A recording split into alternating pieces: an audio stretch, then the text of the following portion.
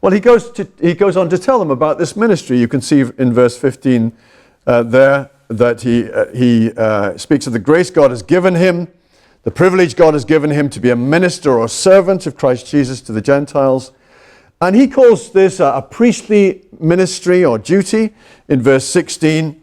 He calls it a powerful ministry in verse 19.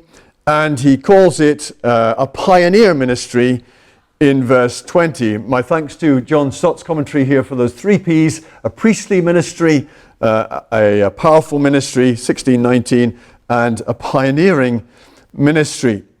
Now, it was priestly not in the sense that he's offering any animal sacrifices. All of that is done and dusted. Christ has come to give the once-for-all sacrifice for sin. No need for animal sacrifices.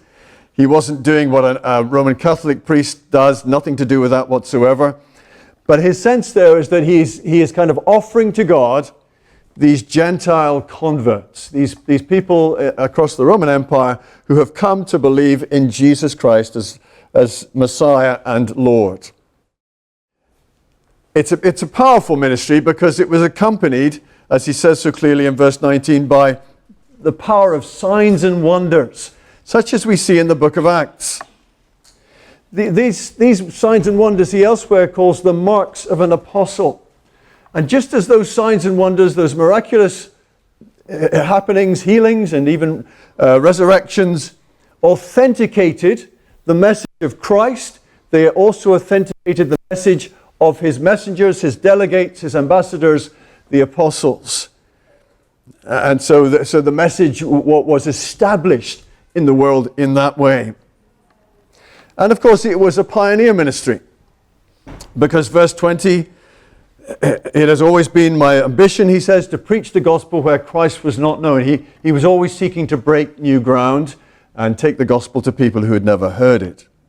Now, this is, of course, not required of all Christian outreach, as if that were a principle for all Christians. Of course, it's not.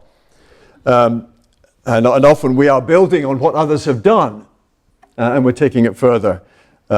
Certainly in London, there'd be plenty of people who would have some knowledge of the gospel.